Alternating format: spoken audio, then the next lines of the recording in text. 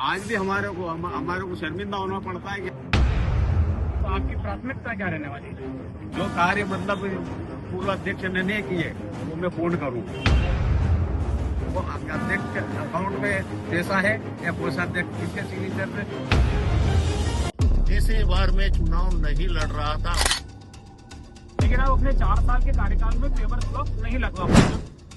किसी की छवि को अगर मुमिल करना हो तो अड़ंगल आरोप लगाए जा सकते हैं। तो हमने 72 घंटे का टाइम दिया था कि पानी सुधरना चाहिए, 72 घंटे में उसके परिणाम मिले। पानी नगर में साफ सप्लाई। आज जिस विषय पे मैं चर्चा करने के लिए यहाँ मौजूद हूँ, नागदा न्यायालय के परिसर में हूँ। यहाँ पर बार एसोसिएशन के चुनाव होने हैं। चुनाव की सरगर्मी देखी जा सकती है। सारे वकील जो है अपनी लॉबिंग कर रहे हैं, कैंपेनिंग कर रहे हैं। अलग अलग 3 गुट जो है यहाँ पर इस बार अध्यक्ष पद का चुनाव लड़ रहे हैं, जिसमें 2 गुट तो जो है अपना पैनल लड़ा रहे हैं और एक नरेंद्र सिंह सिसोदिया साहब है जो सिंगल अध्यक्ष पद के चुनाव लड़ रहे हैं। खबर इसलिए महत्वपूर्ण है, शहर के एक हमारे लोकतंत्र के अंदर जो 4 स्तंभ होते हैं उसमें न्यायपालिका एक बड़ी महत्वपूर्ण इसका स्थान होता है। शहर से लोगों के से जुड़ा हुआ ये मामला होता है, इसलिए शहर के और बाशिंदों को भी ये जानना जरूरी होता है कि किस तरह से बार एसोसिएशन काम करता है, किस तरह के चुनाव होते हैं और क्या ये प्रक्रियाएं होती हैं। जो लोग पूरे समय आम लोगों की समस्याएं न्यायालय में लड़ते हैं, वे खुद भी जब चुनाव लड़ते हैं तो किस तरह की उनकी तैयारियां होती हैं, ये बताना एक हमारा उद्देश्य है। सबसे पहले तो बात हम इन्हीं से करते हैं। नरेंद्र सिंह जी हैं सिसोदिया साहब, इस बार बार एसोसिएशन का इलेक्शन लड़ रहे हैं अध्यक्ष पद का। साहब, किस तरीके से आप देखते हैं जो ये बार एसोसिएशन के चुनाव होते हैं और क्या भूमिका एक न्यायपालिका के अंदर किस तरह से बाहर की होती है? न्यायपालिका की भूमिका ये रहती है कि न्याय और अभिभाषक संघ और न्यायपालिका एक मतलब चोली दामन का साथ रहता है। इसमें मतलब इस टाइप से नहीं, मतलब द्वेषता से या इस टाइप से नहीं लड़ा जाता है, मतलब एक सद्भावना पूर्वक लड़ा जाता है इसमें। मतलब न्यायपालिका की इसमें रोल नहीं रहता है, पर न्यायपालिका और अभिभाषक संघ दोनों चोली दामन का साथ रहता है। अच्छा, किस तरह से, चूंकि आप लोगों के हितों की लड़ाई लड़ते हैं न्यायालय में, लोग आपके पास आते हैं और अपने अधिकारों की लड़ाई आपके माध्यम से लड़ते हैं न्यायालय में। आप खुद जब चुनाव लड़ रहे हैं, प्लस आपके जो जितने भी आपके वकील होते हैं, किस तरह की आपकी चुनौतियां होती है, समस्या होती है, जिनके लिए आपका जो अभिभाषक संघ होता है वो काम करता है? अभिभाषक संघ मतलब हमारे अभिभाषकों की मतलब समस्याओं को दूर करता है। उसके अलावा हमारे ये अभिभाषक संघ की मतलब हम तो वो क्या नाम आपने समस्याओं को मतलब एक दूसरे को उसमें अपीयरेंस देते हैं और उसको सुलझाने के लिए मतलब ये प्रक्रिया हमारी, ना कि इसके अलावा कोई राजनीतिक दल या ऐसा कुछ भी नहीं है। हमको मात्र अब हमारी न्यायालय मतलब अभिभाषक संघ की व्यवस्था के लिए ये चुनाव होते हैं। आप चूंकि मुद्दे पे आते हैं, आप चुनाव लड़ रहे हैं, किस तरह से आप जो समस्या है, क्योंकि आप चुनाव लड़ रहे हैं, स्वाभाविक सी बात है आपको ऐसा पुरानी खामियां लगी होंगी कार्यकाल में जो आपको लगता है कि आप उसको दूर कर पाएंगे। तो किस तरह की आपको खामियां लगी और किस तरह से आप जो नए आपका कार्यकाल अगर आप जीतते हैं, वकील आप पे भरोसा करते हैं, तो किस तरह से वकीलों की समस्याओं को दूर करेंगे, क्या आपका एजेंडा होने वाला है? अभी तक हमारे न्याय मतलब जो है पूर्व में अध्यक्ष जो काम कर रहे थे, क्या हमने उनको काफी समय दिया, परंतु आज भी हमारे को शर्मिंदा होना पड़ता है कि यदि ये वो शोक सभा यदि करना पड़ती या पार्टी करना पड़ती है तो हमारे को बैठने के लिए जगह भी नहीं है। जबकि न्यायालय मतलब अभिभाषक संघ के पास काफी पैसा है, पर सिर छुपाने के बाद हमको गलियारे में मतलब ये सभाएं करना पड़ती है। तो आप जब चुनाव लड़ेंगे और अगर आपको वकीलों का समर्थन मिलता है, आप जीतते हैं, तो आपकी प्राथमिकता क्या रहने वाली है? जो कार्य मतलब पूर्व अध्यक्ष ने नहीं किए वो मैं पूर्ण करूँ। वो तो उनके काम हो गए ना जो उन्होंने किया। आपका अलग से क्या आइडियोलॉजी, आप क्या काम नया करेंगे? मैं मतलब एक तो जूनियर अभिभाषकों को जो मतलब कोई क्लासेस चला के उसको मतलब लड़ने मतलब प्रकरण कैसे लड़े जाते हैं न्यायालय में, उस टाइप से क्लासेस चलाएंगे हम 8 दिन 15 दिन में, जिससे हमारे यहाँ के जूनियर भी मतलब आगे बढ़ने की प्रोत्साहित हो। और उसके अलावा जो अभिभाषक संघ में हमारे जो पुराने मतलब अभिभाषक संघ का जो राशि आती है उसको बैंक में कोषाध्यक्ष को उसमें रखवाऊंगा और उसके बाद में उससे वाउचर पेमेंट करके सचिव और उसे सिग्नेचर से निकलवा के मतलब उसका उपयोग किया जाएगा, ना कि मात्र अध्यक्ष के साइन से। मतलब अभी कह रहे हैं कि अध्यक्ष के स्थान से भुगतान होता है। अभी अध्यक्ष का साइन के उसमें ही होता है, ये तो ये भी नहीं हमने देखा उसका अकाउंट, वो अध्यक्ष के अकाउंट में पैसा है या कोषाध्यक्ष किसके सिग्नेचर से, ऐसे वाउचर पेमेंट होना चाहिए। जब ठेकेदार उसको मतलब वाउचर पेमेंट करके मतलब निकालता है, वो अपना पेमेंट को मतलब इस भविष्य का ये कोई किराने की दुकान तो है नहीं। चलिए, ये तो आपका अंदरूनी मामला है। अगर हम ये बात करें कि इतना बड़ा मामला हुआ शहर के अंदर, अब क्योंकि एक नए न्यायालय परिसर की भी सौगात मिलने वाली है, जमीन भी उसके लिए आवंटित हो चुकी है, लंबी लड़ाई जो पूर्व अध्यक्ष वर्मा जी लड़े हैं इस चीज के लिए, इसके साथ आपका क्या आपको क्या लगता है इस पूरे मामले में? ये लंबी लड़ाई नहीं है, उस अभी विजय वर्मा जी तो बाद में अपीयरेंस हुए, उसके पूर्व से ये हमने भी लड़ी है इसको, ऐसा बात नहीं। ये जगह मैंने बुल्ले साहब को आज से मतलब 2008 के मैं अध्यक्ष था उस समय से जगह बताता आ रहा हूँ, पर ये कहते हैं इसमें गैस आएगी, इसमें गड्ढा है, ये सब ये जमीन नहीं हो सकती। मैं 19 बीघा जमीन काफी पुराने समय से 2008 से मतलब न्यायालय को बता रहा हूँ, और वो उस समय से मतलब उन्होंने ध्यान नहीं दिया। चलिए, नरेंद्र सिंह सिसोदिया जी है अध्यक्ष का चुनाव लड़े। बहुत ये तो राजनीतिक बातें जो इनके आपस की ग्रुप की अलग बात है, लेकिन जो सबसे अच्छी बात इनका कहना है कि जो नए वकील कोर्ट परिसर में आ रहे हैं उन्हें ट्रेनिंग देने की बात इन्होंने बहुत अच्छी कही है, एक सकारात्मक बात है। साथ में वकीलों के पैनल है यहाँ पर जो अध्यक्ष पद का चुनाव लड़ रहे हैं विजय वर्मा जी। विजय वर्मा जी चुनाव लड़ रहे हैं और वर्तमान में अभी सिटिंग अध्यक्ष भी हैं और दूसरी बार के अध्यक्ष हैं। बात करते हैं वर्मा जी से, और वर्मा जी से पहले वर्मा जी की टीम से बात करते हैं। जैना श्रीमाल जी इनके साथ रहे हैं काफी समय से और वरिष्ठ अभिभाषक भी हैं यहाँ के। और देखिए, इस पैनल की सबसे अच्छी बात आप समझिए, जैना श्रीमाल जी बीजेपी के सपोर्टर हैं, मतलब अगर पार्टी की बात करें व्यक्तिगत रूप से बीजेपी विचारधारा के, और इनके जो अध्यक्ष हैं विजय वर्मा जी ये कांग्रेस विचारधारा के व्यक्ति हैं। लेकिन जब बात बार एसोसिएशन के बीच की आती है, अभिभाषक की आती है, तो दोनों एक जगह पे साथ में। इस चुनाव को अगर आम जनता समझे, अभिभाषक संघ का चुनाव कितना महत्वपूर्ण होता है, ये अगर आप समझना चाहे शहर की जनता को या जो लोग व्यूअर इस वीडियो को देखते हैं, तो क्या लगता है आपको किस तरह का यह चुनाव होता है? अभिभाषक संघ का चुनाव जो है, अभिभाषक जो बुद्धिजीवी वर्ग माना जाता है, हम नगर के हर व्यक्ति को न्याय दिलाने के लिए यहाँ पे सतत कार्यरत रहते हैं। किसी को भी यदि कोई भी समस्या आती है तो वो न्याय प्राप्ति के लिए न्यायालय में आता है, और न्यायालय में उसकी ओर से पैरवी करने के लिए अभिभाषक अपनी सेवाएं देते हैं और उसको न्याय प्राप्त करवाने में सहयोग करते हैं। इस पूरे प्रक्रिया में किस तरह की चुनाव की प्रक्रिया होती है, थोड़ा सा समझाएं कि किस तरह से ये चुनाव होते हैं, ये कंडक्ट होते हैं चुनाव, उसके बाद इसके अंदर के जो लोग होते हैं क्या उनका क्राइटेरिया होता है चुनाव लड़ने का, उनकी कितनी एलिजिबिलिटी होती है, किस तरह से चुनाव लड़ा जाता है, ये थोड़ा सा बताएं। वर्तमान में जो है राज्य अधिवक्ता परिषद जबलपुर जो हमारी मातृ संस्था है, उनके दिशा निर्देशों के अनुसार अभिभाषक संघ नागदा के या पूरे मध्य प्रदेश के अधिवक्ता संघों के चुनाव होते हैं।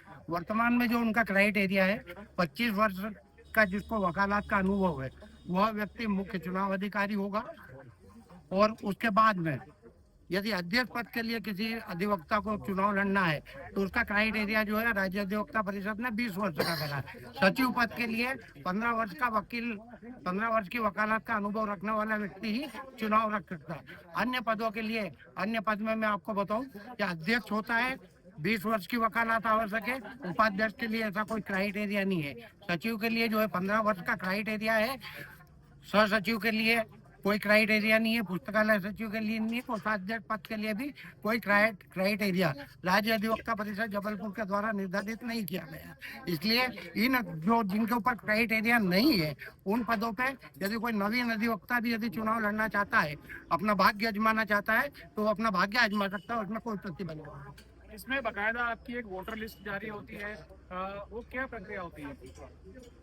पूर्व में जो है जो स्थानीय अधिवक्ता संघ होते हैं उसमें जितने सदस्य होते थे उन सदस्यों के द्वारा यदि अधिवक्ता संघ का नियमित शुल्क यदि जमा कर दिया जाता था तो वह सभी मतदाता के रूप में अपना मतदान करने के लिए तत्पर व तैयार रहते थे। लेकिन चूंकि 2021 के अंदर राज्य अधिवक्ता परिषद ने कि पूरे प्रदेश के अंदर अधिवक्ता संघों की, चाहे वो जिला अधिवक्ता संघ हो, तहसील अधिवक्ता संघ हो या कहीं का भी हो, तो उसके लिए राज्य अधिवक्ता परिषद फोटो युक्त मतदाता सूची जारी करती है। उस सूची के अंदर ये रहता है कि जो उन्होंने जो सूची जारी कर दी उसमें जिन अधिवक्ताओं के नाम है, यदि उन्होंने स्थानीय अधिवक्ता संघ का शुल्क जो मासिक शुल्क होता है यदि वो नियमित रूप से जमा किया है तो ऐसे अधिवक्ता जो है वो सूची में दर्ज होंगे और उन्हें मतदान का अधिकार होगा। उसके अलावा यदि उन्होंने सूची में नाम है लेकिन अधिवक्ता संघ का शुल्क जमा नहीं किया है तो उन्हें मतदान का अधिकार प्राप्त नहीं होता। चलिए, ये महत्वपूर्ण जानकारी जयराज माल जी ने दी है। किस तरीके से ये चुनाव संपन्न होते हैं, क्या इसकी प्रक्रिया होती है।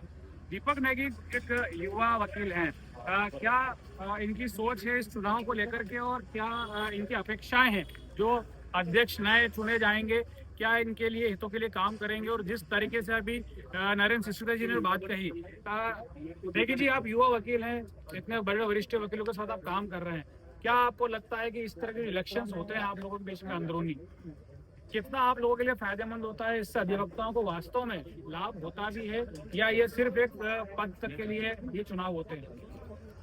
देखिए, जहाँ तक मेरी जानकारी है और वकील जो है वो ऑफिसर ऑफ द कोर्ट कहलाता है। हम जब न्यायालय में या तहसील में या एसडीएम साहब के यहाँ या सिविल न्यायालय में पैरवी करते हैं तो ऑफिसर ऑफ द कोर्ट होते हैं। ऑफिसर ऑफ द कोर्ट होना और उस पर गर्व होना एक अलग बात होती है। वर्मा जी के कार्यकाल में हमें ऑफिसर ऑफ द कोर्ट होने के लिए गर्व महसूस होता है। इनके कार्यकाल में पहले हमारे जो हितों की जो बात रखते हैं पूरी दमदारी से रखते हैं और अभिभाषकों का हमेशा साथ देते हैं। रही काम की बात, अभी न्यायपालिका ने जो हमें को नई कोर्ट आवंटित करी है भूमि, वहाँ पे न्यायालय के लिए भी नया प्रयास चल रहा है। वकीलों के लिए आशा करते हैं कि नए चैम्बर्स भी मिलेंगे हमको बैठने के लिए और उज्जैन में जैसी व्यवस्था है यहाँ पे भी वकीलों को मिलेगी। अच्छा, अभी जो अन्य प्रतिद्वंदी हैं विजय वर्मा जी की जो बात कह रहे हैं कि वो नए अधिवक्ताओं के लिए एक ट्रेनिंग क्लास की व्यवस्था करेंगे, उन्हें ट्रेनिंग की व्यवस्था मुहैया कराएंगे, कितना आपको लगता है कि ये चीज़ होना चाहिए? आप एक युवा वकील है, आपने भी ट्रेनिंग की है, कितना आपको लगता है कि जो उनकी ये बात है ये होना चाहिए सर? देखिए, ट्रेनिंग तो वकील की जो नवीन वकील है वो न्यायालय में अगर रेगुलर आते हैं तो प्रैक्टिस उनकी होती है रेगुलर। वो कोर्ट में जाएंगे, काम करेंगे सीनियर अधिवक्ताओं के साथ, तो प्रैक्टिस में रहती है। हाँ, कुछ जो जानकारी रहती है कानूनी जानकारी वो प्रोवाइड करानी चाहिए नए वकीलों को। यहाँ पर महिला अधिवक्ता भी है, एक इस तरह की बात भी कही जाती है कि इतने सालों में नागदा के अंदर जब से न्यायालय की स्थापना हुई, जब से यहाँ चुनाव हो रहे हैं, कोई महिला चुनाव नहीं लड़ी है, कोई महिला बार की अध्यक्ष नहीं बनी है, जबकि यहाँ पर संख्या भी ठीक ठाक है महिला अधिवक्ताओं की। क्या लगता है आपको कि जिस तरीके से बात होती है अधिवक्ताओं को लेकर के, आज महिलाओं की भागीदारी हर जगह पर देखी जा रही है, सरकार भी आरक्षण देती है चुनाव से लेकर के हर चीज में, तो लगता है बार में भी महिला अध्यक्ष होना, प्रतिनिधित्व होना चाहिए, मगर उसके लिए महिलाओं को स्वयं आगे आना पड़ेगा। जो महिला अभिभाषक के सीनियर जो 20 साल पूरे कर चुकी है, 25 साल, उन लोगों को इसके लिए खुद आगे बढ़ना पड़ेगा। जब तक महिला आगे नहीं बढ़ेगी उनको आगे मौका मिलेगा ही। जैसे इस पैनल ने मुझे मौका दिया, पहले भी मैं जॉइंट सेक्रेटरी का चुनाव लड़ चुकी हूँ, इस बार इन्होंने कोषाध्यक्ष पद के लिए मुझे निर्वाचित किया। इन लोगों को इन्होंने मुझे मौका दिया तो मैं आज आगे बढ़ी हूँ। आज मुझे प्रैक्टिस के 15 साल हुए हैं, हो सकता है आगे भविष्य में मौका ये भी मिले कि हम भी अध्यक्ष पद के लिए आगे बढ़ेंगे। तो अभी हम उस तक दावेदारी के लिए आगे नहीं है। बाकी जो हमारे सीनियर है वो अगर चाहते तो इस पद के लिए आवेदन दे सकते थे। महिलाओं को यहाँ कोई ऐसा नहीं है कि आगे या पीछे रखते, महिलाओं को भी यहाँ बराबर समानता का अधिकार दिया गया है।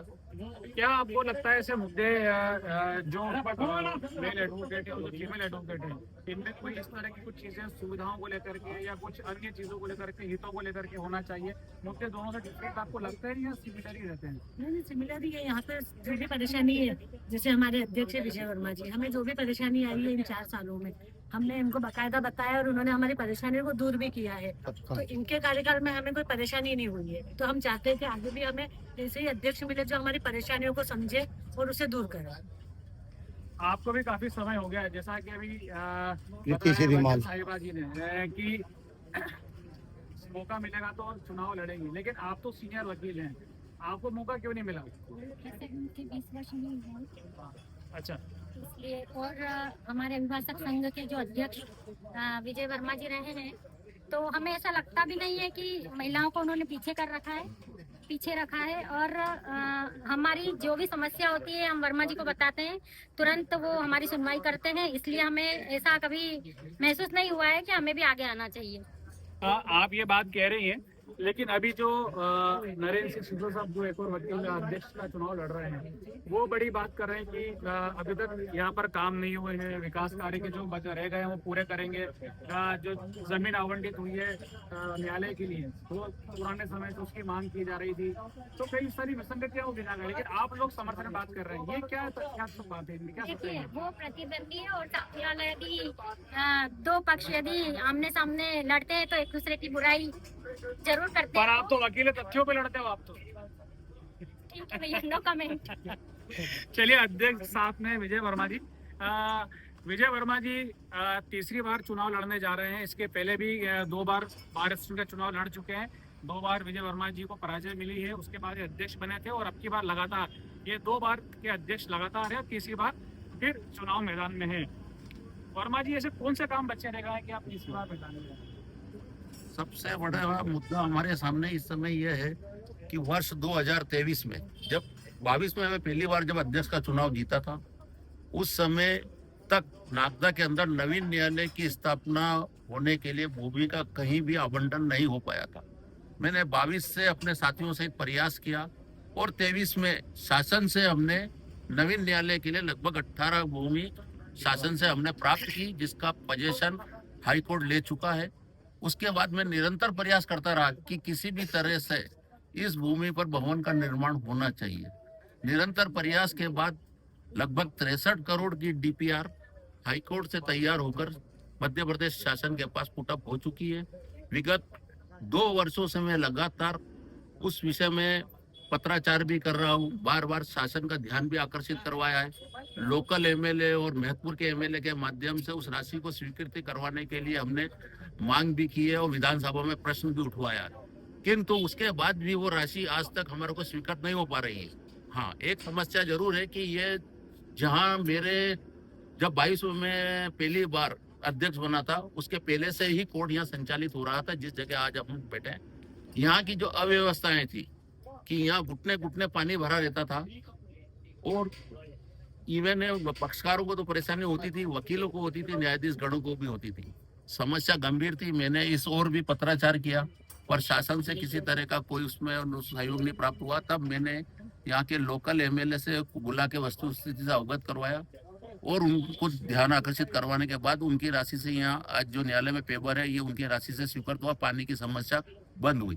दूसरा, जिस समय मैं यहाँ अभिभाषक के रूप में काम करता था, तो मैं ये देखता था कि यहाँ सबसे बड़ी समस्या है कि जो अभिभाषक कक्ष है बहुत छोटा है। महिलाओं की संख्या अभिभाषकों की निरंतर बढ़ती जा रही है।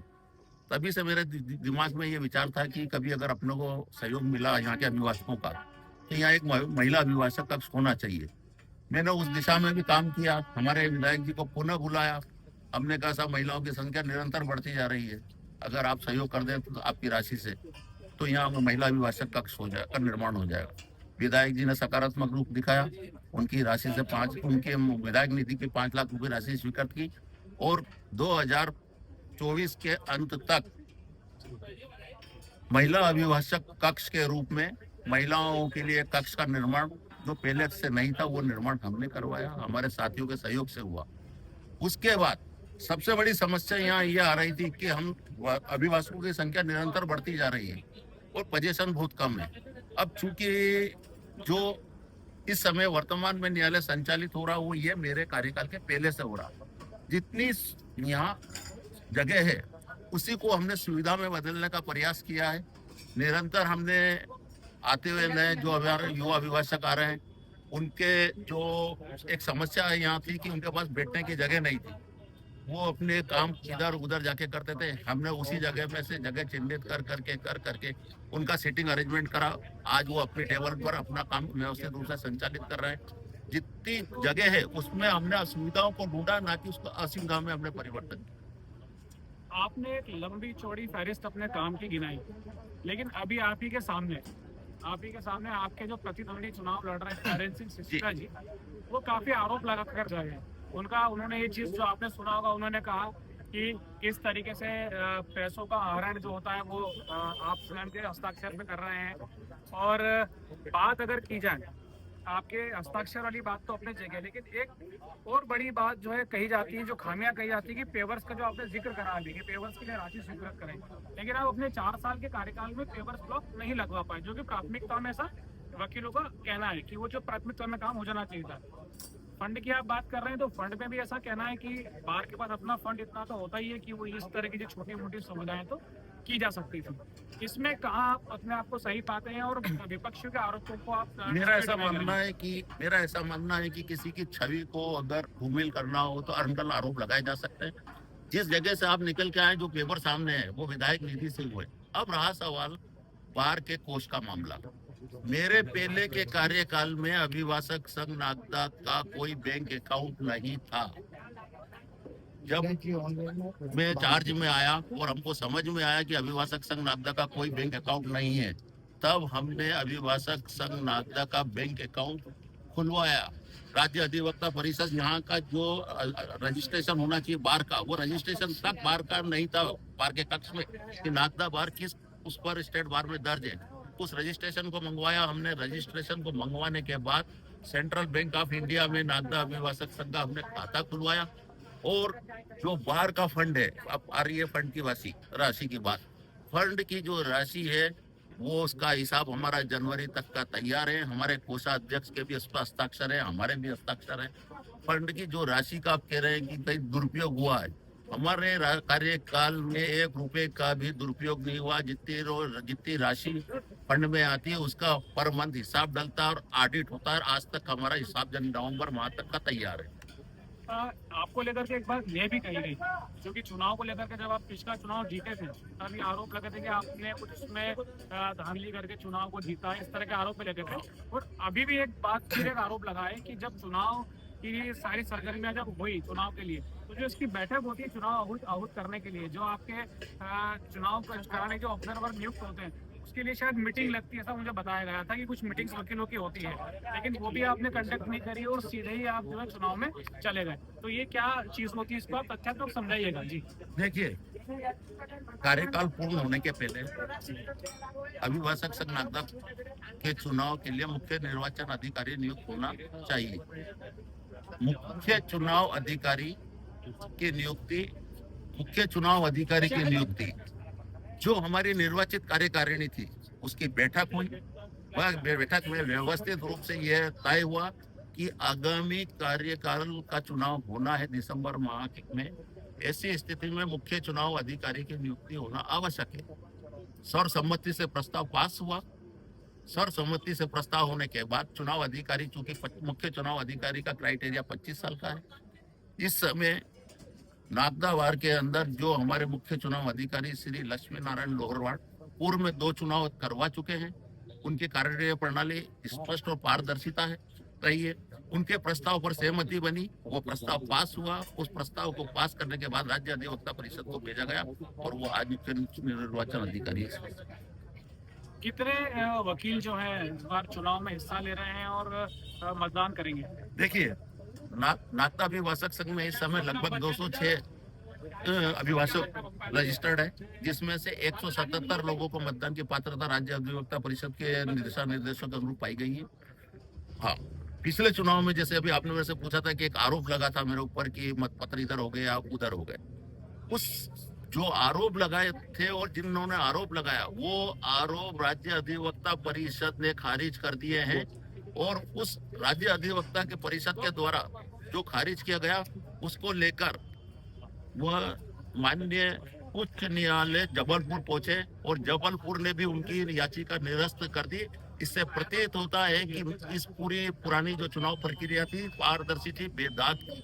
हाँ, वर्तमान में चूंकि अब आप ये पूछ रहे कि आप पुनः तीसरी बार चुनाव लड़ रहा हूँ, तीसरी बार में चुनाव नहीं लड़ रहा था। हमारे साथी जो अधिवक्ता हैं उनका ये प्रेम और स्नेह रहा है कि आपको मैदान में आना पड़ेगा, इसलिए मैं मैदान में वापस उनके स्नेह और आशीर्वाद को ध्यान में रखते आया हूं। और मैं पुनः आपके माध्यम से ये मांग करता हूं कि जो आरोप लगे थे वो हाथ कंगन को फारसी किया और पढ़े लिखे को फारसी किया। 17 तारीख का मतदान तय कर देगा कि अभिभाषक संघ में विजय वर्मा की छवि क्या है। अध्यक्ष जी, आप तीसरी बार का चुनाव लड़ रहे हैं लगातार में, इसके पहले भी रहे हैं, कई चुनाव आप 2 किस्त लड़ चुके हैं। वकीलों के हित की बात तो आप कर रहे हैं, लेकिन जब वकीलों के जो क्लाइंट्स यहाँ आते हैं, हम बात कर रहे हैं कि आप वकीलों के हक के लिए आप बाहर काम करता है, अधिवक्ता काम करते हैं, लेकिन क्या जो लोग यहाँ आते हैं आपके पास उनकी सुविधाओं के लिए, उनकी बेहतरी के लिए, जैसे हम बात करें यहाँ पर एक सुविधा, घर की भी सुविधा ठीक से नहीं है आपके न्यायालय परिसर में, तहसील में जाना पड़ता है, लेकिन जो और इसके अलावा अन्य सुविधाएं जो भी आपके क्लाइंट्स आते हैं, क्या कभी उनको सोच करके आपने ऐसा कभी कोई विचार बनाया कि अधिवक्ताओं का तो ठीक है, इनके लिए भी इस तरह से, क्योंकि नागदा जो है ग्रामीण क्षेत्र से जुड़ा हुआ है, कई कई किलोमीटर दूर से लोग यहाँ आते हैं चल करके, तो उनकी सुविधाओं के लिए, बेहतरी के लिए? देखिए, आपने अच्छा प्रश्न पूछा है कि सुविधा घर होना चाहिए। हमने निरंतर प्रयास किया और इसके ये जो एजीपी रूम है इसके जस्ट पीछे एक सुविधा घर हमने उसको शासन से मांग कर करके एसडीएम साहब के सहयोग से, नगर पालिका के सहयोग से उसका निर्माण करवाया और समय समय पर हम खुद मैं खुद जाकर उसकी मॉनिटरिंग करता हूँ कि वहाँ किसी तरह की अव्यवस्था है तो नहीं है। और आपका ऐसा मानना है कि आप इस समय उपस्थित है, जाकर देख सकते हैं कि सुविधा घर की स्थिति क्या है। एक सवाल और कहूँगा वर्मा जी आपसे कि आप जो चुनाव लड़ रहे हैं, आपका ऐसा कहना है कि अधिवक्ताओं के अधिकारों के लिए लड़ा जाता है, क्या कोई ऐसा वाक्य आप हमको बताना चाहेंगे कि वास्तव में जो आपकी परिषद है, जो आपका संगठन है, चूंकि इलेक्शन होने के बाद तो आप सभी के अध्यक्ष हैं, जो भी लड़ रहे हैं प्रतिद्वंदी उनके भी अध्यक्ष कहलाते हैं, जो भी चुनाव जीतता है, लेकिन क्या देश में कोई ऐसा मिसरा, कोई ऐसी मिसाल बता सकते हैं कि जो आपके संगठन के माध्यम से किसी वकील को न्याय दिलाने के लिए आपकी संस्था ने कोई बड़े पैमाने पे काम किया? देखिए, आपका प्रश्न है कि संस्था ने कोई बड़े पैमाने में काम किया, मतलब देश भर में कहीं भी कोई ऐसा मिसरा हो कि जो आपका अभिभाषक संघ जो काम करता है? मेरा लक्ष्य सिर्फ ये है कि अगर नागदा अभिभाषक संघ के किसी भी सदस्य के पास, संघ के सदस्य तो ठीक है, पर कोई आम व्यक्ति भी तो शोषित पीड़ित पक्ष का नगर का चल के आ जाता है तो उसको न्याय मिलना चाहिए। क्योंकि हम यहाँ बैठते हैं, यहाँ से संबंधित अधिकारी, इस क्षेत्र के संबंधित वरिष्ठ अधिकारी यहाँ बैठते हैं। विगत दिनों यहाँ पर एक गंदे जल को लेकर एक निरंतर 5-7 दिनों से नगर में वातावरण खराब हो रहा था, दूषित पानी वितरण हो रहा था। संघ के हमारे कुछ साथियों ने उस ओर ध्यान आकर्षित करवाया, कुछ उनके वार्ड के लोग आए। उस संदर्भ में जिस दमदारी से संघ ने एसडीएम कार्यालय में अपना पक्ष रखा, 24 हमने 72 घंटे का टाइम दिया था कि पानी सुधरना चाहिए, 72 घंटे में उसके परिणाम मिले, पानी नगर में साफ सप्लाई। चलिए, संघ की तरफ से एक अच्छी बड़ी बात जो है कह रहे हैं विजय वर्मा जी कि अपना दमदारी पक्ष रखा। सीनियर एडवोकेट है जो कि तलत परवीन खान मैडम, ये मेरी गुरु माँ भी है, इनके हस्बैंड जो है पति हमारे मेरे गुरु रहे हैं। मैडम, किस तरीके से आप इस चुनाव को देखती हैं? इलेक्शन के अंदर किस तरह से भूमिकाएं जो है महिलाओं की भी होती है, महिला अधिवक्ताओं की भी होती है, और क्या मुद्दे आपके अपने होते हैं? सबसे पहले तो मैं इस बात के लिए अपनी अभिभाषक संघ नागदा के लिए बहुत गर्व महसूस करती हूँ कि लोकतांत्रिक व्यवस्था के अधीन न केवल हम नागरिक हैं, बल्कि हम गरिमा को मेंटेन करते हुए इस हमारे अभिभाषक संघ में वकालत करते हुए अपने अधिकारों, पक्षकारों के अधिकारों को जान करके और समझ करके निरंतर काम कर रहे हैं। हर 2 वर्ष के पश्चात में होने वाले इस चुनावी प्रक्रिया में भाग लेकर के और पूरी समझदारी के साथ अपने मतों का इस्तेमाल करके एक स्वस्थ और सक्षम परिषद को गठित करते रहे हैं। विगत वर्षों में हमने अच्छा प्रतिनिधित्व विजय वर्मा अध्यक्ष के नाते पाया है और हम तीसरी बात भी अपना जो विश्वास है वो इन्हीं व्यक्ति के प्रति प्रकट करते हुए आए हैं। हम इनके समर्थक हैं और हम ऐसे सक्षम बार के समर्थक हैं जो वकीलों की गरिमा और उनके सम्मान और उनकी सुविधा और उनके तुरंत होने वाले समस्याओं को हल करने के लिए तत्काल आपको खड़ा करता हुआ अपना साथी के रूप में एक अध्यक्ष को पाए। यहाँ पर इस पूरे कार्यकाल के दौरान, मतलब मुझे लगभग 30 वर्ष हो गए हैं निरंतर काम करते हुए। इन 30 वर्षों में मैंने उत्तरोत्तर उन्नति देखी है, न केवल परिषद और अधिवक्ताओं की, बल्कि इस बार की और इस न्यायालय की सक्षमता के संबंध में। यहाँ पर एक छोटा सा पहले कोर्ट हुआ करता था, तहसील हुआ करता था, फिर कोर्ट हुआ, और अब हम देखते हैं कि यहाँ पर जिला न्यायाधीश के पद पर पदस्थ होने वाले हमारे अधिकारी 2-2 हम उनके साथ भी काम कर रहे हैं, तो ये उत्तरोत्तर प्रगति की ओर ही इशारा है। वर्मा जी, काफी महत्वपूर्ण बातें जो है मैडम ने भी कही। मैं आपसे एक सवाल और आना चाह रहा हूँ कि जिस तरह से अभी नए न्यायालय के लिए जो भूमि आप चयन कर रहे हैं वो शहर से काफी दूर है, लोगों को आना जाना, कन्वेंस की सुविधाएं वहाँ पर तकलीफ होगी, तो इसके लिए क्या कोई व्यवस्था आप पैरेलल कुछ करवाएंगे कि भैया लोगों का आने जाने की जो आम आदमी वहाँ पहुंचे, इसकी कोई सुविधा के लिए कोई मांग अलग से आपको इसके अलावा? देखिए, जो नवीन न्यायालय की भूमि है और जहाँ नवीन भवन निर्माण होना है, वो जहाँ आज हम बैठे हैं वहां से 2 किलोमीटर की दूरी पे, ठीक, आवागमन के रास्ते भी अच्छे हैं।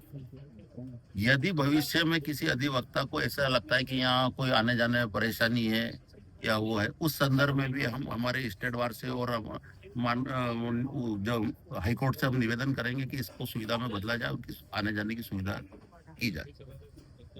और भी साथी वकील यहाँ पर हैं, आप किस तरह से देखते हैं इस बार इलेक्शन के चुनाव को? मैं भी जो वर्तमान जो चुनाव है इसमें जो सेक्रेटरी के पद का उम्मीदवार हूँ, और हमारी जो पूरी पैनल है जिसमें वर्मा जी और जैना जी और हम सभी का सहयोग के पैनल है, इसमें जो वर्मा जी का पुराना जो कार्यकाल था उसमें जूनियरों के प्रति उनका जो रुझान था वो बहुत महत्वपूर्ण है। और मैं भी जो इस चुनाव में खड़ा हुआ हूँ, मेरा भी एक ही उद्देश्य है कि जो भी हमारे जूनियर और जो साथी अधिवक्ता हैं, उनको जो भी नए अधिवक्ता जो आते हैं उनको जो समस्या आती है, समस्या का निराकरण कर सके और भविष्य में भी उनके साथ हम खड़े रहेंगे और हमेशा अधिवक्ताओं के हितों की ही बात करेंगे। आप इस चुनाव को कैसे देखते हैं? इतने समय से लगातार बार की जो समस्या उठाने की बात की जाती है, अधिवक्ताओं के हितों के अधिकारों की बात होती है, क्या वास्तव में अधिकार के लिए लड़ा जाता है अधिवक्ताओं के? मुझे लगभग 15 वर्ष हो गए यहाँ पर नागदा न्यायालय में वकालत करते हुए।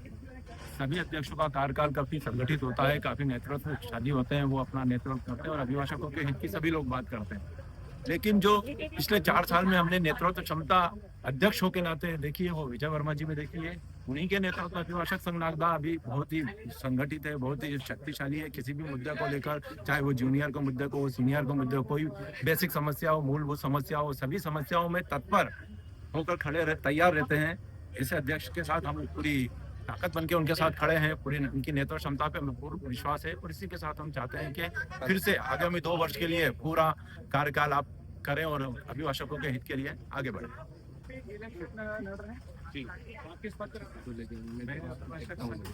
सचिव पद उम्मीदवार। अच्छा, सचिव पद बड़ा महत्वपूर्ण पद है जी। उसके लिए मैं उम्मीदवार और वर्मा जी की तैयारी। क्या आपको लगता है ऐसी खामियां जो पिछले कार्यकाल में पूरी नहीं हो पाई है, जो खामियां रह गई हो, वो इस कार्यकाल में पूरा होना चाहिए? और आप अगर विजय वर्मा जी चुनाव जीतते हैं और आप भी चुनाव जीतते हैं, तो किस तरीके से आप उनका साथ निभाएंगे और क्या मुद्दों पर आपका जो है आगामी कार्यकाल रहने वाला है? देखिए, मैं पिछले चुनाव में भी अध्यक्ष जी के साथ कोषाध्यक्ष के रूप में नियुक्त था और जैसा अध्यक्ष जी को जहां जहां हमारे कार्यकारिणी का सहयोग की आवश्यकता लगी, वहां हम कंधे से कंधे मिलाकर उनके साथ रहे हैं और जो भी मुद्दे थे उन मुद्दों का त्वरित उपाय अध्यक्ष जी के साथ मिलकर हमने किया है और अभिभाषक हित के रूप में ही कार्य किया। अच्छा, अभी नरेंद्र सिंह सिसोदिया जी जो हैं अध्यक्ष पद का चुनाव लड़ रहे हैं, वो यही कह के गए कि कोषाध्यक्ष जी के तो साइन ही नहीं होते थे, बिना कोषाध्यक्ष जी के पैसे निकल जाते थे। तो ये सबूत तो आप सामने मिल गए, क्या सही उनका आरोप में कितना सच्चाई थी? उनके आरोप बिल्कुल गलत है, क्योंकि अध्यक्ष जी के कार्यकाल में पूरा रिकॉर्ड अपडेट हुआ है।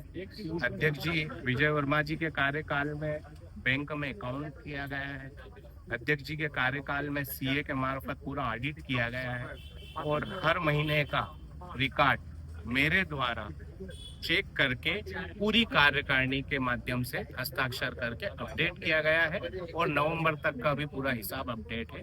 कहीं कोई किसी भी रुपयों का कहीं कोई वो नहीं किया गया, दुरुपयोग नहीं किया गया। वकील साहब, आपका नाम? जयेश जोशी। जयेश जोशी जी हैं जो कोषाध्यक्ष रहे, जो अभी जो कैंडिडेट सामने लड़ रहे हैं वर्मा जी के, उन्होंने ये आरोप लगाया था कि कोषाध्यक्ष जी के साइन नहीं होते थे। यहाँ पर और भी कोई लोग मौजूद हैं। हम बात करते हैं चूंकि बाहर का अब चुनाव है, अभिभाषक यहाँ बैठते हैं और यहाँ पर चाय की दुकान सालों साल है। पीयूष जी, सबसे मेरे बारे में बताओ कि आप चाय पिलाते हो, आपका इतना मोटा बिल वकील आप क्या बनाते हैं, आपको देते हैं, चाय पीते हैं, आपके यहाँ करके अपने क्लाइंट्स को पिलाते हैं। क्या आपको लगता है जो अभिभाषक संघ के चुनाव होते हैं, ये चुनाव कितने महत्वपूर्ण होते हैं? बहुत महत्वपूर्ण होते हैं। आप लोगों की कोई समस्याएं होती है जो इनको आप बता दे, जो कि इन्हीं के संरक्षण में आप काम करते हैं?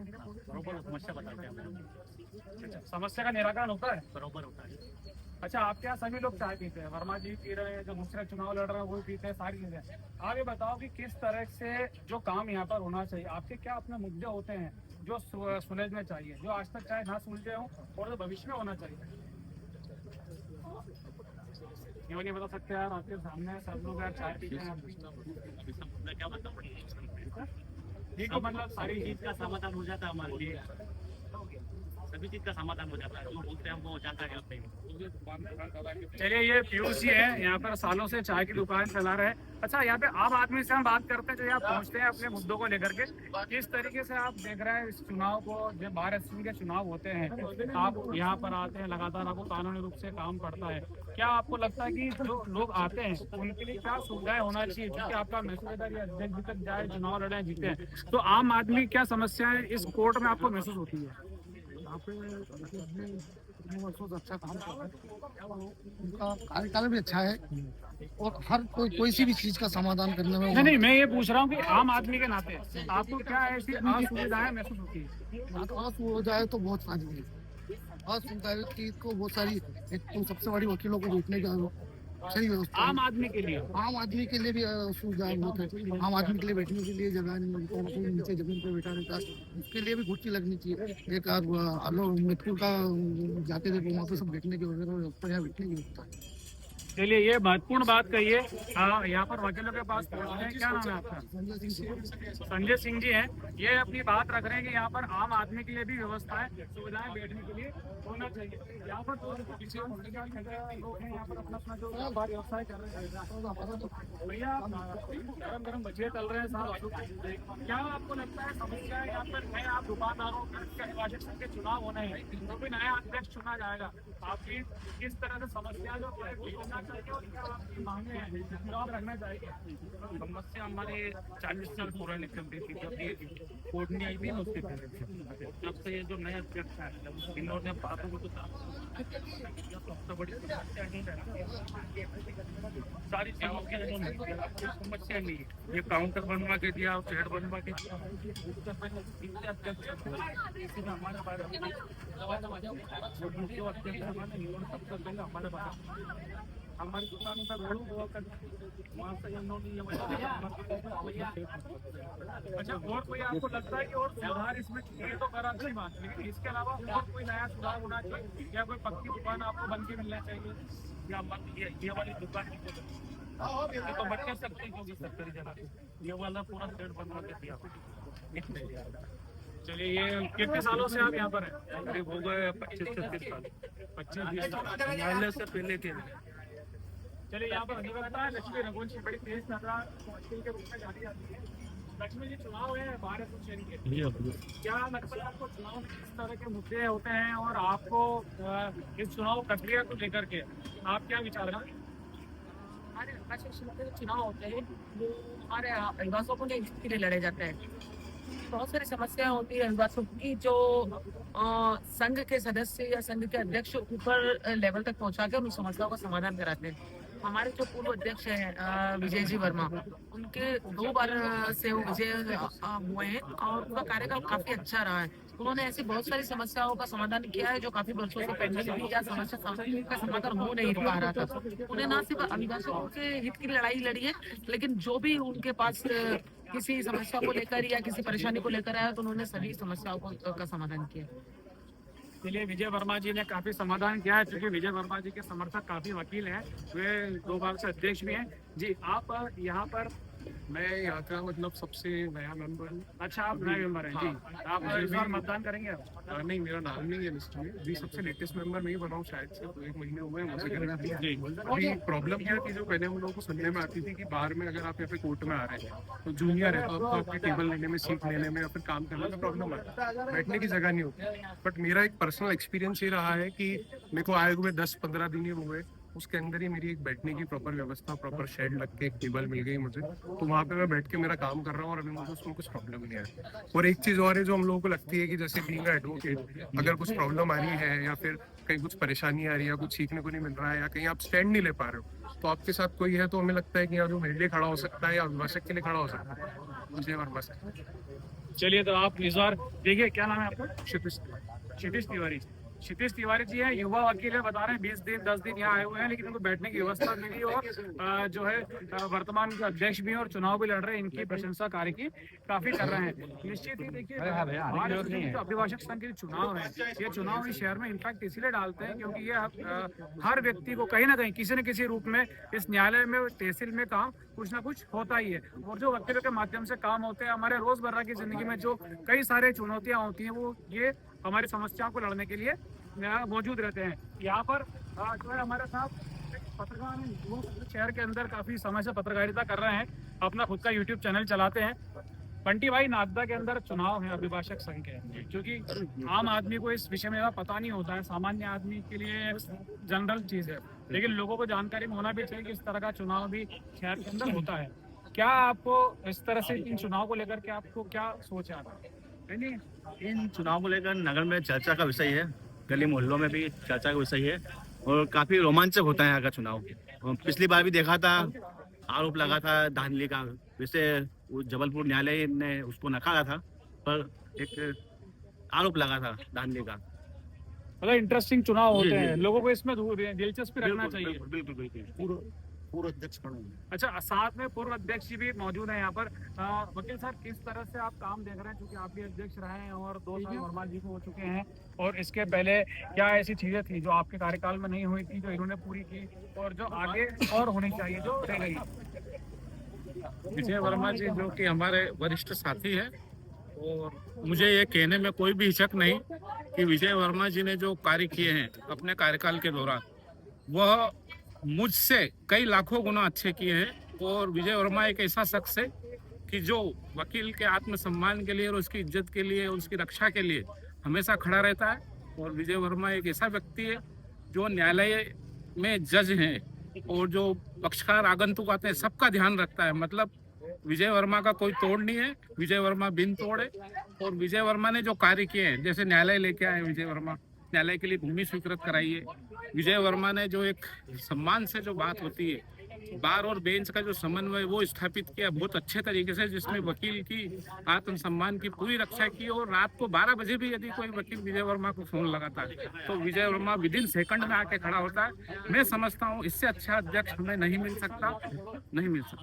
अच्छा, कई बार इस तरह की बातों पर करते हैं वर्मा जी, आप क्योंकि अध्यक्ष हैं, मैं आप ही जानना चाहूंगा कि कई बार आरोप लगते हैं, ऐसे वकीलों पर आरोप लगते हैं कि पक्षकार को जो है कई बार छकाया जाता है, उन्हें तारीख पे तारीख दिलवाई जाती है, कुछ इस तरह की चीजें ना सुनने में आया, ऐसा आरोप लगते हैं। कई बार आपने भी सुने होंगे, सुने तो सही तरह सवाल पूरा होने दीजिए।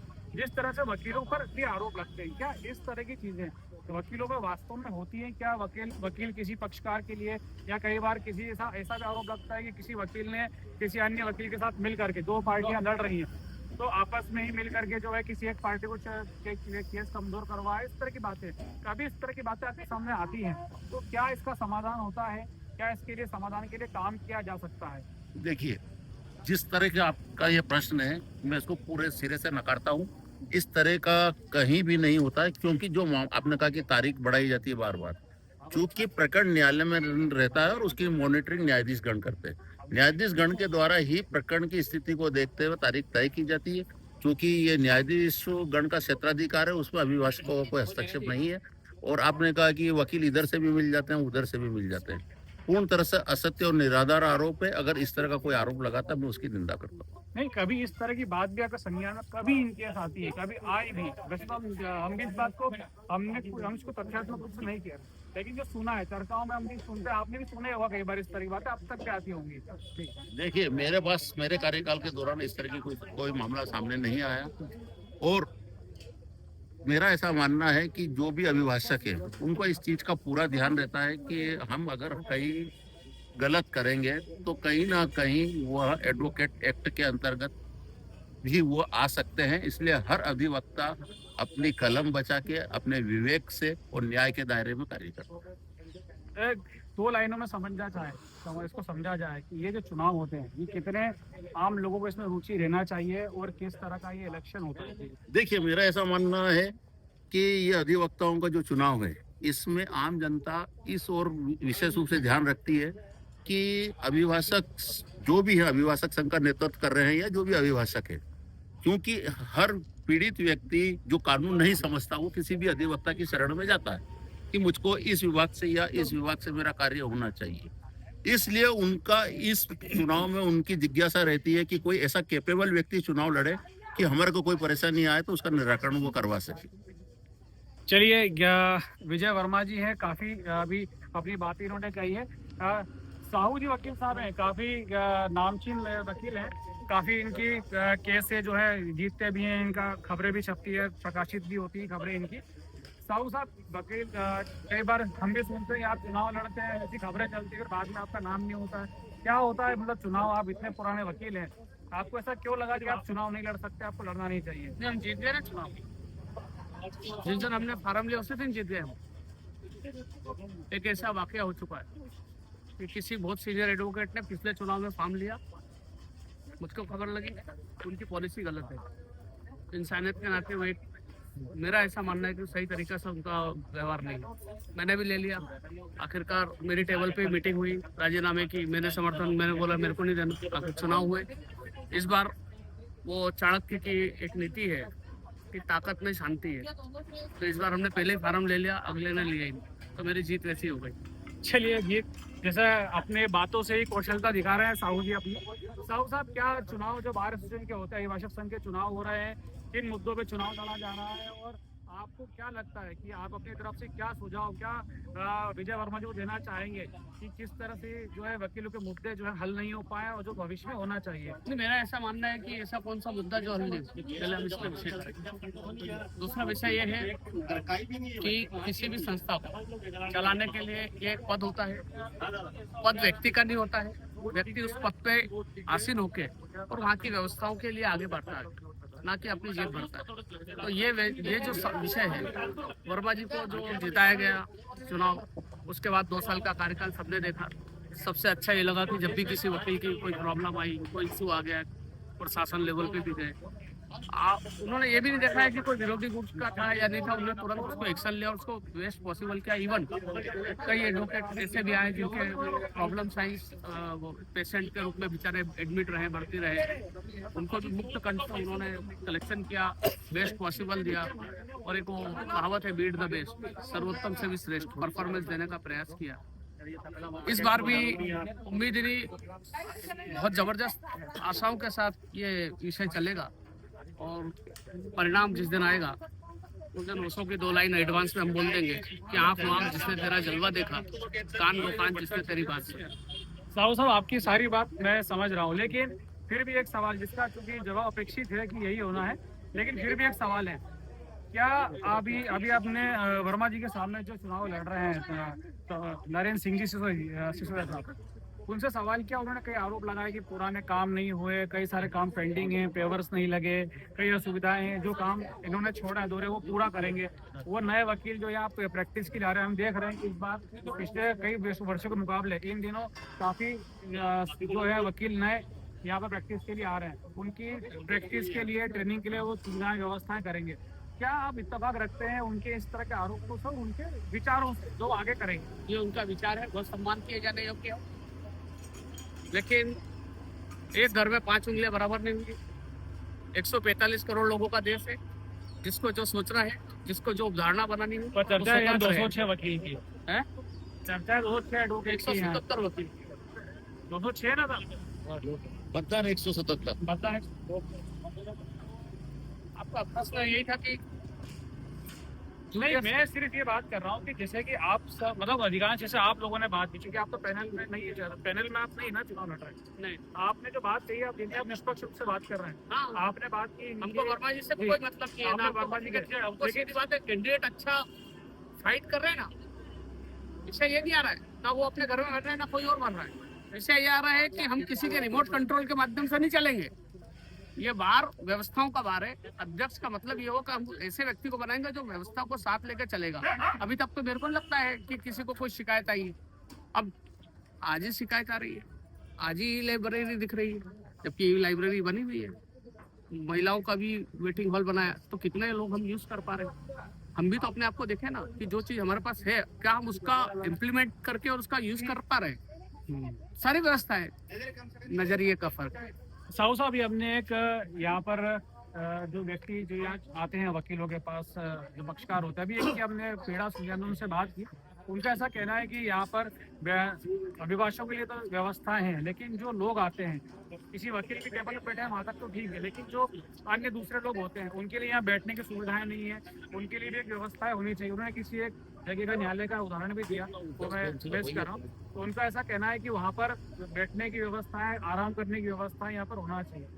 पहली बार तो पक्षकार लोग आते हैं, बिल्कुल आराम की व्यवस्था होना चाहिए, बेंच लगी हुई है, इधर एडमिनिस्ट्रेशन बिल्डिंग के पीछे शेड बना हुआ है, ये भी सभी लोगों ने मिलके सहयोग करके उसको करवाया है। पीछे का भी रोड जैसा बनवा रहे हैं, मतलब साफ सफाई हो रही है, गाड़ियों की पार्किंग अच्छी हो रही है, व्यवस्था अच्छी है, पेवर ब्लॉक लग गए, ये सब चीजें देखना चाहिए। और हर चीजें एक देखिए, शादी होती है ना, शादी होने के बाद बच्चा होता है 9 महीने, तो 9 महीने का बच्चा 9 महीने में पैदा नहीं कर सकता है।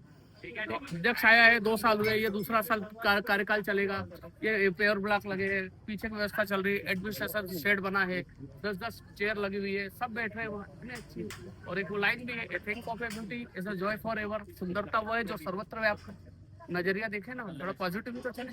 चलिए, ये संतोष साहू जी वकील साहब हैं, सीनियर एडवोकेट हैं, और काफी अच्छी बात इन्होंने कही। एक लंबी चर्चा का बड़ा उद्देश्य बस इतना सा है कि अभिभाषक संघ के जो चुनाव होते हैं किस तरह से इस शहर के अंदर और आम लोगों से, क्योंकि वकीलों का जुड़ाव सीधे तौर पे हर आम आदमी से रहता ही है, तो निश्चित ये शहर के अंदर एक जिंदा और लोकतंत्र के जो 4 स्तंभ कहे जाते हैं उसमें न्यायपालिका बड़ी महत्वपूर्ण भूमिका निभाती है। उस न्यायपालिका का बड़ा लोकतंत्र का चौथा जो 4 स्तंभ है उसमें एक बड़ा महत्वपूर्ण स्थान है, इसीलिए इसकी जानकारी होना चाहिए। एक लंबी डिबेट, एक लंबी चर्चा यहाँ वकीलों के साथ और जो चुनाव लड़ रहे हैं कैंडिडेट्स उनके साथ हमने आज की। ज्यादातर लोग विजय वर्मा साहब वकील के जो है अध्यक्ष का चुनाव लड़ रहे हैं, इनकी एक गुट के लोग थे, लेकिन ऐसा नहीं कि हम उसको एक पक्षी चर्चा कर रहे हैं। हमने फोन पर चर्चा चंदेल साहब जो एक बार अध्यक्ष पद का चुनाव लड़ रहे हैं, हमने उनसे भी की, उन्होंने अपनी अनुपस्थिति दर्ज कराई है, वे उन्हें कहीं बाहर जाना था इसलिए उनकी टीम मौजूद नहीं हो पाई। हमने पक्ष नरेंद्र सिसोदिया जी जो एक और जो चुनाव लड़ रहे हैं अध्यक्ष पद का, उनसे भी हमने बात की, उनका पक्ष हमने रखा। चूंकि अब टीम ज्यादा वर्मा जी की मौजूद थी तो उनका पक्ष ज्यादा रखा गया है। कुल मिला के ये विषय है कि नागदा उज्जैन जिले का एक बड़ा शहर है, यहाँ पर न्यायपालिका अपना एक महत्वपूर्ण स्थान रखती है। काफी समय से यहाँ लड़ाइयाँ जो है न्यायालय को लेकर के होती रही हैं, और अब नया न्यायालय परिसर को लेकर के मुद्दा कहीं ना कहीं शहर के अंदर गरमाया रहता है। देखिए, कहीं ना कहीं जिस जगह पर न्यायालय स्थापित जाना है, इसका स्थानांतरण होना है, वहाँ पर प्रॉपर्टी के रेट बढ़े हैं, वहाँ पर जो है लोगों ने अपनी बसाहट की योजनाएं बनाई है, तो निश्चित ही इस तरह की चीजों से शहर का विकास भी कहीं ना कहीं होता ही है। इस चर्चा से उम्मीद करते हैं कि लोगों को काफी महत्वपूर्ण जानकारियां मिलेंगी, वकीलों को समझने का मौका मिलेगा किस तरह से वकीलों की समस्याएं होती हैं। 8 से 9 घंटे वकील जिस तरह से यहाँ रहता है, उनकी अपनी सुविधाएं क्या होती हैं, उनकी समस्याएं क्या होती हैं, और उनके लिए किस तरह से लड़ा जाता है और किस तरह का चुनाव होता है, ये हमने समझाने का छोटा सा प्रयास किया है। मेरा नाम है नीलेश रघुवंशी, मैं मध्य प्रदेश शासन से अधिमान्य पत्रकार हूँ और देश के 2 बड़े चैनलों के साथ में काम करता हूँ। और आज मैंने ये जो कवरेज किया है, ये मुख्य रूप से वकीलों के जो चुनाव हो रहे हैं बार एसोसिएशन के, उसको समझने का एक छोटा सा प्रयास किया है। बहुत बहुत धन्यवाद।